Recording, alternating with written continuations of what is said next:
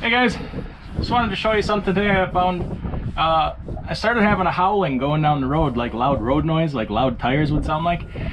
And it's not a grinding or a clunking, more of a howling. So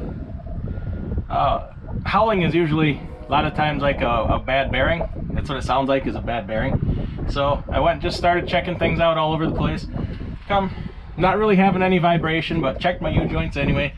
You know, push on them, check all my U-joints, and what I found is I'm under the truck. This is my carrier bearing. I've got all kinds of play, if you can hear that, in my carrier bearing.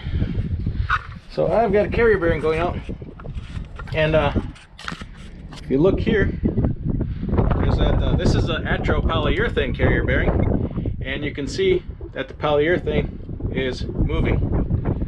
So we need a new carrier bearing, and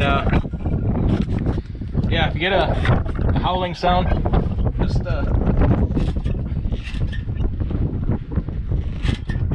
there you can see it better.